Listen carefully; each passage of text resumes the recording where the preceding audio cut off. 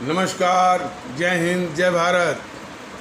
भारतीय अवाम ताकत दल अपने भारतीय भाई बहनों अर्थात अपने देश भारत की जनता अर्थात अपनी भारतीय अवाम से भारतीयता आधारित आपसी श्रद्धा, भारतीयता आधारित आपसी स्नेह, भारतीयता आधारित आपसी प्रेम, भारतीयता आधारित आपसी अखलाक मोहब्बत, भारतीयता आधारित आपसी सहयोग, भारतीयता आधारित आपसी सम्मान, भारतीयता आधारित आपसी एकता, भारतीयता आधारित आपसी भाईचारा तथा भारतीयता आधारित आपसी सद्भाव को समझने व उसे आत्मसात करके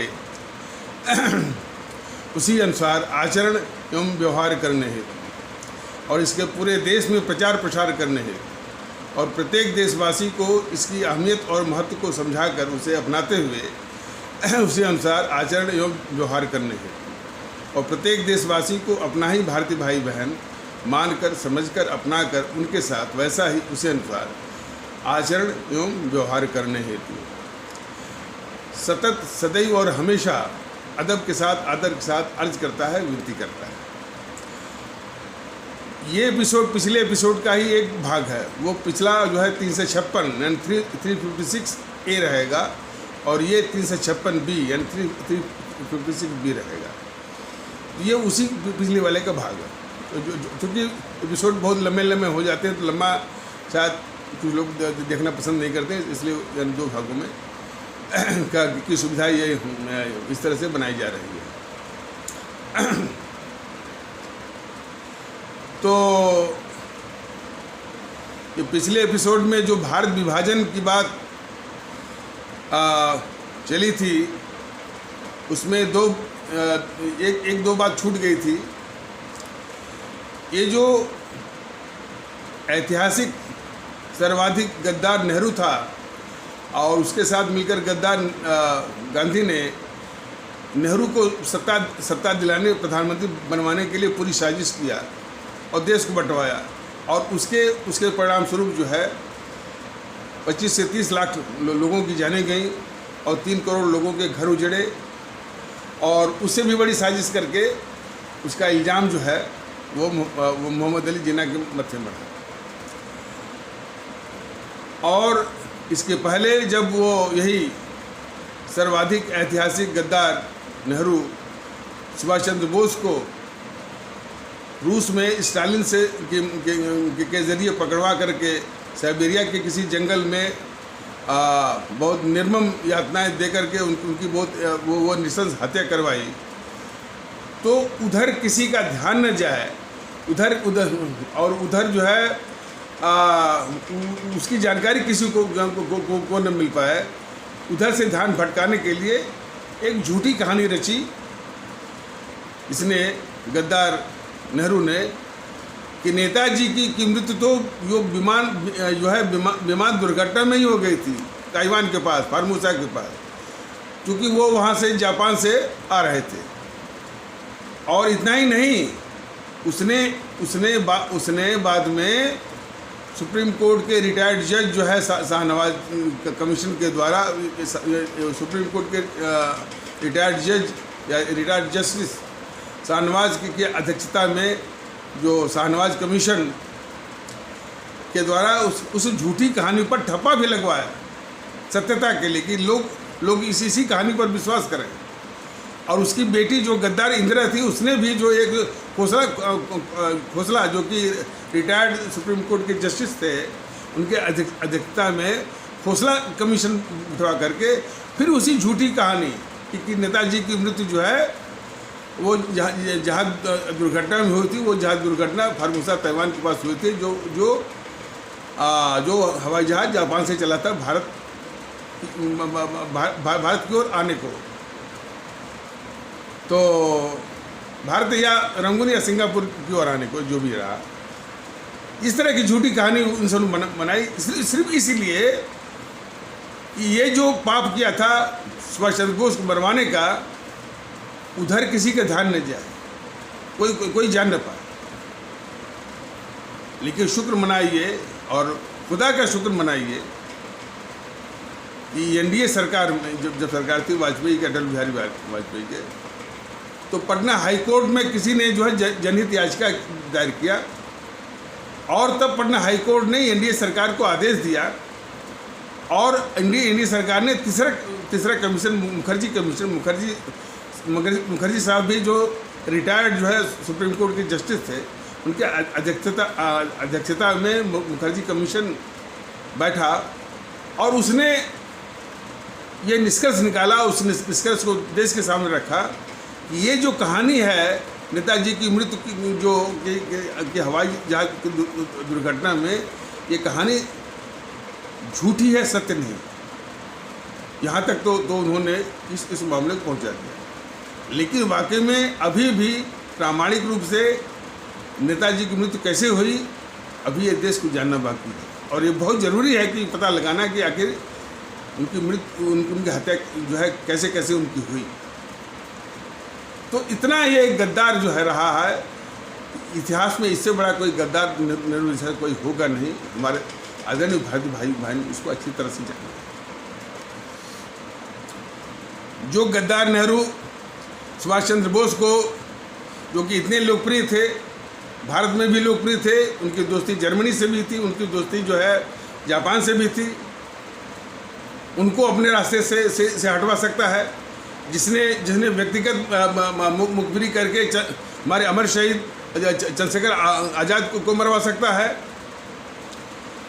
तो मोहम्मद अली जिन्ना तो वो छोटे मैंने ये वो शख्सियत हैं इन सब के आगे। उनको तो बड़े आसानी से मोहरा बना देना, पाप करना, सत्ता हथियाने का, देश को बांटने का और जो है 25-36 लाख लोगों की हत्या का, 3 करोड़ लोगों के घर जोड़ने का, वो इल्ज़ाम आराम से जो है बलि का बकरा वो बना सकता है। ये माने जेएनपीसी का गद्दार नेहरू। इसको देश को समझो, इसको देश के लोग अच्छी तरह से समझें।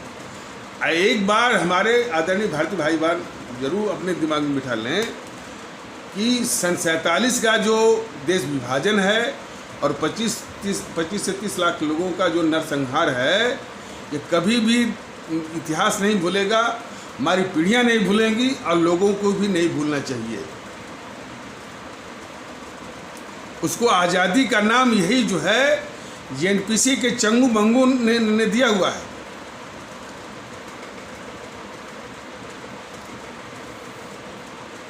बताइए, विश्व के किसी भी इतिहास में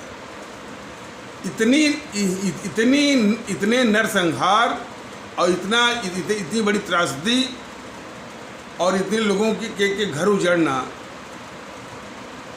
और उसको आज़ादी का उसको माने मुल्लमा चढ़ाना, उसकी कोटिंग करना, उसका नाम देना। और उसी दिन तो इसलिए तो कहता है वो नेहरू, ट्राइस्ट विथ डेस्टिनी, सौभाग्य के साथ उसका सामना हुआ। बाकी तो उसका तो हो ही गया, नेहरू का तो सौभाग्य के साथ सामना हो ही गया उसको सत्ता मिल गई। देश बटे तो बटे, लोग मरे तो मरे, घर उजड़े तो उजड़े, लेकिन उस गद्दार नेहरू का, सर्वाधिक ऐतिहासिक गद्दार नेहरू का ट्रस्ट विथ डेस्टिनी हो गया। सौभाग्य के साथ जो है वो साक्षात्कार हो गया। बाद में तो खैर उसने चूँकि इतना खौफ खाता था हमारे राष्ट्रभक्त शिरोमणि नेताजी सुभाष चंद्र बोस से कि वो लॉर्ड माउंटबेटन के साथ मिलकर के दस्तावेज भी बनवाया भाई कि यदि खुदा न खास्ते कहीं से आ जाए तो हम जो है उनको पकड़ कर फिर वो इंग्लैंड के हवाले कर दें। इस तरह का दस्तावेज भी बनवाया और उनको अंतर्राष्ट्रीय अपराधी घोषित करवाया। बताइए, जो सुभाष चंद्र बोस हमारे आपके दिलों पर, दिलो दिमाग पर, मानस पटल पर देशभक्ति और कुर्बानी के इतने बड़े आदर्श हैं, इतने बड़े जो है वो प्रतिमान हैं, इतनी बड़ी वो प्रतिमूर्ति हैं, उसको ये गद्दार नेहरू जो है उनको अंतर्राष्ट्रीय अपराधी घोषित करवाता है और उसमें एक व्यवस्था भी डलवाता है उस दस्तावेज में, यदि भारत में जब भी पाए जाए तो उनको पकड़ कर इंग्लैंड के हवाले करना।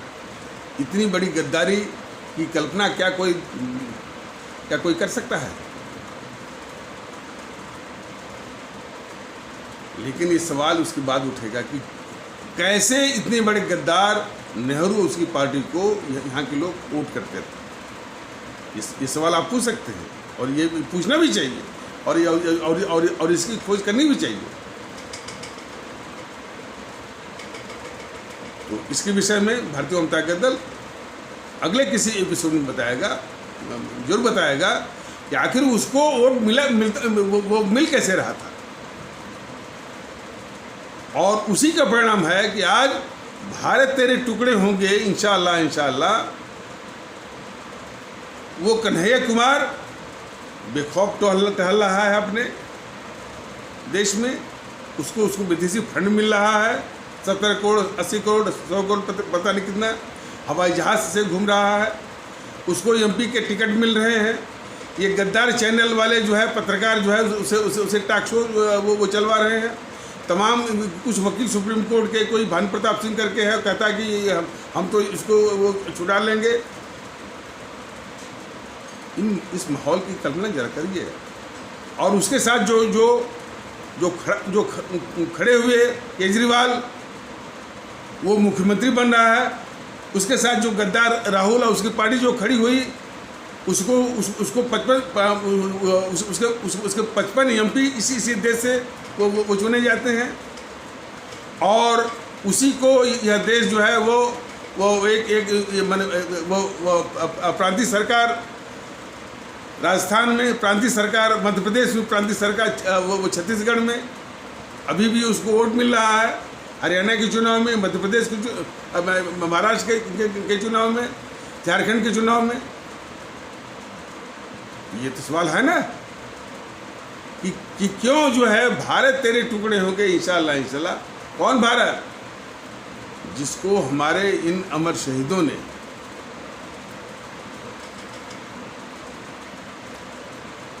राष्ट्रभक्त शिरोमणि नेताजी सुभाष चंद्र बोस, शहीद आजम भगत सिंह, अमर शहीद चंद्रशेखर आज़ाद, अमर शहीद अशफाक उल्लाह, अमर शहीद खुदीराम बोस, अमर शहीद श्रीमती रानी लक्ष्मीबाई, अमर शहीद सुब्रमण्यम भारती तमिलनाडु से, अमर शहीद श्रीमती रानी चंद्रिमा कर्नाटक से, अमर शहीद श्रीमती रानी गडिलियू नागालैंड से।